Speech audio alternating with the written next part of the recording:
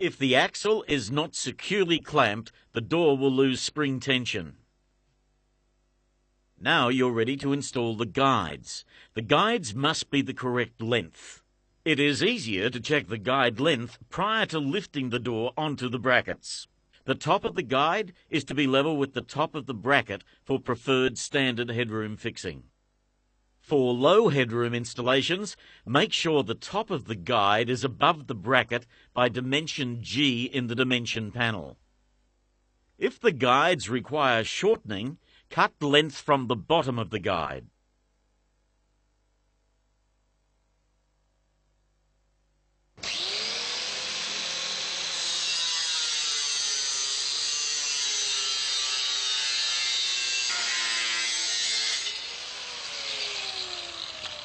Position the guides true and plumb at each side of the opening.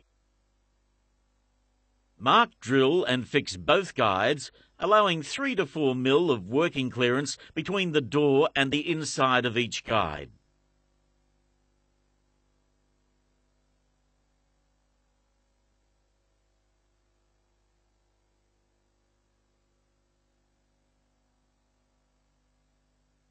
To fix the guides, use the 10 mil coach screws and washers supplied.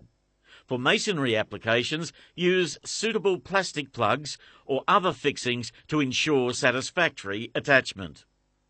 We do not recommend welding the guides to steelwork. Do not grease the guides. Grease will damage the nylon felt running strips and make the door heavier to operate.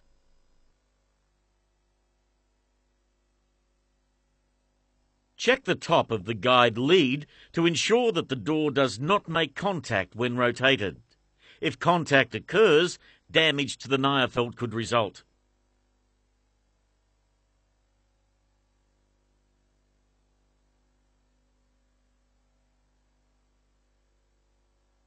Ensure the axle is securely clamped and rotate the door approximately 2 complete turns in a forward direction. The amount of tension required for satisfactory operation may vary with individual doors, depending on their size. You will make the final adjustment later. Hold the door firmly, cut the bands, and remove the protective packaging.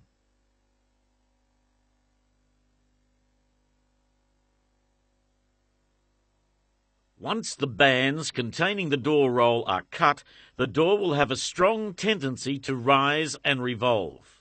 If uncontrolled, the rapidly unrolling door could cause damage or injury. Therefore, it must be securely held until the bottom rail stops are fitted. Chain wheel doors can be held in position by locking the chain in the chain clip attached to the left-hand guide. Cut the weather strip and feed the door down into the guides below the headstop.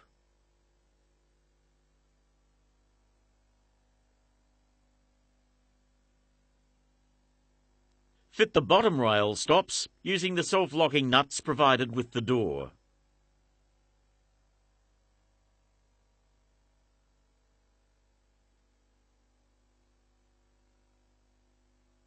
Allow the door to rise and to rest against the headstops.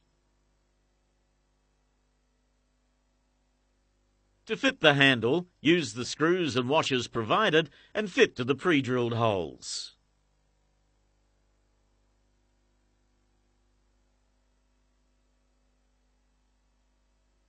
Now you are ready for the final adjustment on the door. Operate the door up and down a number of times to check it's operating smoothly. If the door is hard to operate in one direction, adjust the spring tension.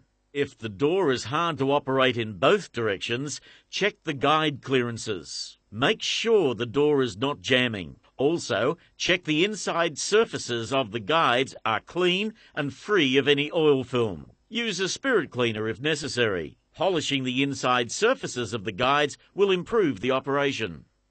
If the door is stiff to work and rattles over the lead-in at the top of the guides, or if the door is scraping in the guides, refer to your installation manual for troubleshooting tips.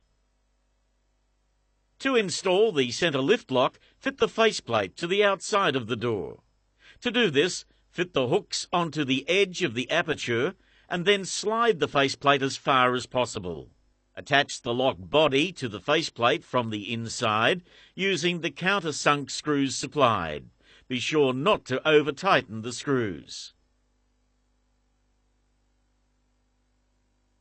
Measure and cut the locking bars to the correct length. Measure and mark 3 equally spaced distances between the lock and the outer locking bar retainer. Mark 2 positions on each side for the adhesive locking bar retainers. Slide the locking bar through the retainer buttons and secure to the lock body.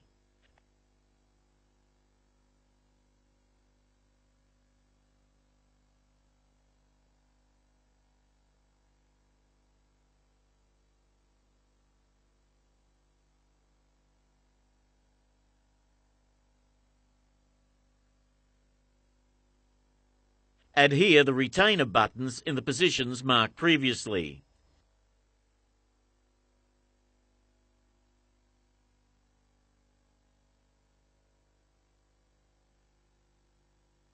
With the door in the closed position, mark the position of the lock bar on the side of the guide. Transfer the location mark to the inside of the back face of the guide and drill and file a slot 10 mm wide, 25 mm long, equally spaced on the centre line of the guide. Allow approximately 5 mm clearance from the top of the slot to the top of the locking bar.